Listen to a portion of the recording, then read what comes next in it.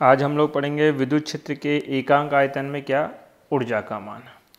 इस टॉपिक का जो नोट्स है मैं नीचे डिस्क्रिप्शन में लिंक में ऐड कर दूंगा, तो आप वहां से इसके नोट्स डाउनलोड कर सकते हैं जाके। ध्यान देना इस टॉपिक के ऊपर क्या बोला गया है कि एकांक आयतन में क्या चाहिए, ऊर्जा। तो मान लीजिए कि हमारे जो ऑब्जेक्ट है उसका आयतन कितना है, dv, और dv आयतन में हमें कितना कार्य करना पड़ता है, dw।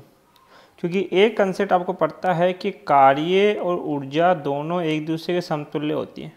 इसका मापन भी जूल में होता है, तो इसका मापन भी किस में होता है, जूल में। तो हम ऊर्जा की गणना नहीं करेंगे, हम लोग कार्य की गणना करेंगे और फिर बोल देंगे कार्य ही क्या है, ऊर्जा है। तो हमने क्या बोला कि dv आयतन में कितना कार्य करना पड़ेगा, dw। इकाई आयतन में कितना करोगे, dw बटा dv। और यही क्या कहलाता है कि पास ऊर्जा घनत्व, जिसकी हमें गणना करनी है। इस ऊर्जा घनत्व को हम लोग स्मॉल यू से रिप्रेजेंट करते हैं। ये कितना हो जाएगा, dw बट्टा dv। dw हम क्या लिख सकते हैं, ऊर्जा, और dv को क्या, आयतन। तो इकाई आयतन में कितनी ऊर्जा संरक्षित होती है वो क्या कहलाता है, ऊर्जा घनत्व। यदि आपसे ऊर्जा घनत्व की परिभाषा पूछे तो क्या लिखोगे, इकाई आयतन में संचित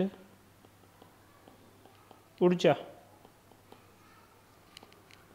ऊर्जा घनत्व कहलाती है, ऊर्जा घनत्व कहलाती है। बात समझ में आती। देखो गणना किस प्रकार से करनी है। आप लोगे एक चालक गोला है, इसको आपने क्या देना स्टार्ट किया, आवेश।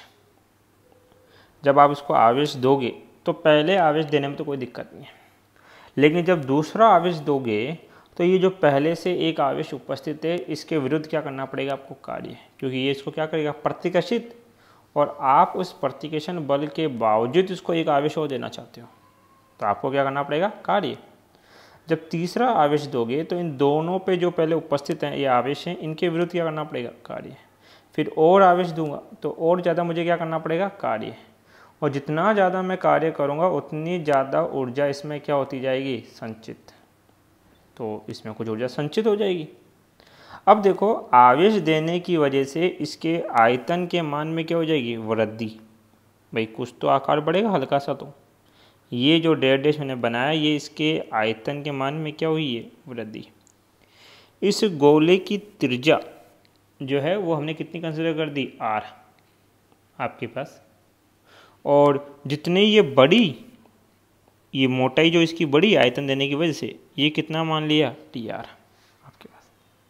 तो ये dr आयतन में वृद्धि करने के लिए आपको कुछ क्या कार्य करना पड़ेगा, वर्क, कार्य।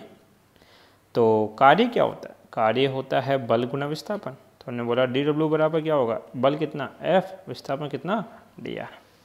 तो अगर मुझे इस कार्य के मान की गणना करनी है तो सबसे पहले क्या निकालना पड़ेगा, बल।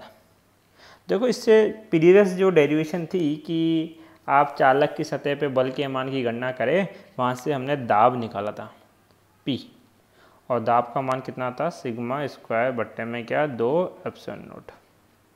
दाब की परिभाषा क्या होती है, इकाई क्षेत्रफल पर लगने वाला बल क्या कहलाता है, दाब। तो यहाँ से बल क्या हो जाएगा, दाब गुणा क्षेत्रफल।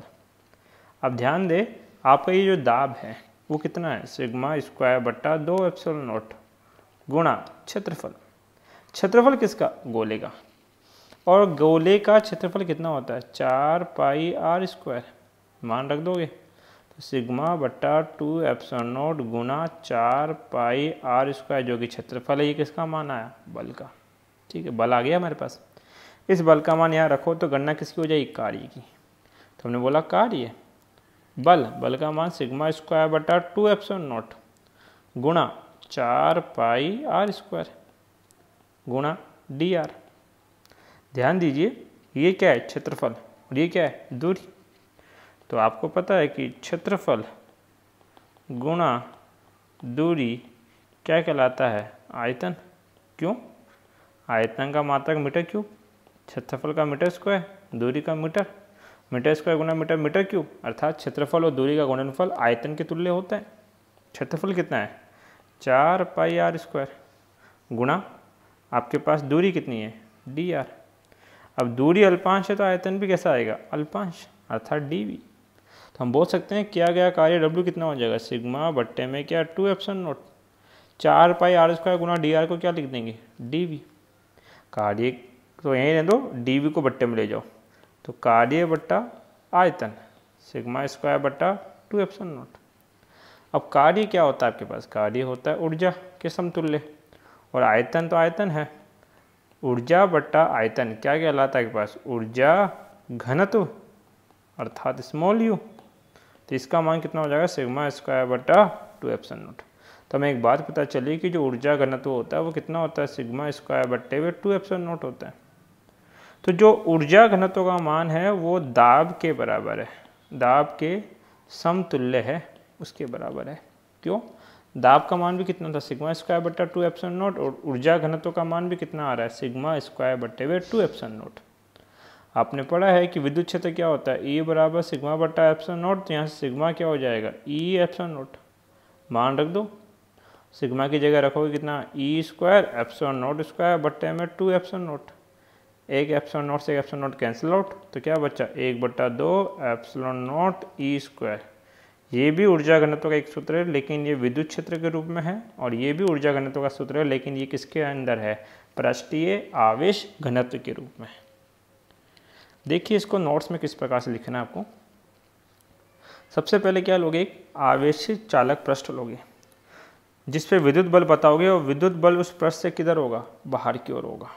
ठीक है अब यदि चालक की सतह पर आवेश की मात्रा बढ़ाते हैं मतलब धीरे धीरे आप उस चालक को क्या देते हो आवेश देते हो तो विद्युत क्षेत्र के आयतन के मान में भी क्या हो जाती वृद्धि उससे उसकी वृद्धि होगी। अतः हमें उस विद्युत बल के विरुद्ध क्या करना पड़ेगा कार्य और वो कार्य ही उस विद्युत क्षेत्र में ऊर्जा के रूप में क्या होता है संचित जिसकी हमने क्या करी है गणना। तो गोलीय कोश के संपूर्ण क्षेत्रफल पर लगने वाला बल कितना होगा बल होता है दाब गुणा क्षेत्रफल और दाब आप पहले निकाल चुके कितना सिग्मा स्क्वायर बटा 2 एप्सिलॉन नॉट। गोले का क्षेत्रफल कितना 4 पाई आर स्क्वायर। यदि गोले के चारों ओर अल्पांश दूरी डी आर से संपीड़ित किया तो किया गया कार्य कितना होगा तो कार्य हमें कितना करना पड़ेगा डी डब्ल्यू। कार्य क्या होता है बल गुणा विस्थापन हम विस्थापन कितना करवा रहे हैं डी आर। बल की जगह रख देंगे कितना सिग्मा स्क्वायर बटा 2 एप्सिलॉन नॉट गुना 4 पाई आर स्क्वायर गुणा में क्या डी आर।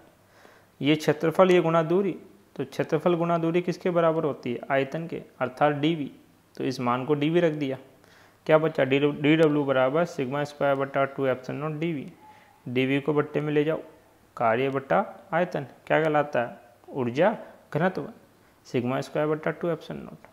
और विद्युत क्षेत्र में लिखोगे तो इससे ऊर्जा घनत्व का मान कितना होगा 1/2 epsilon naught Guna E square. Thank you.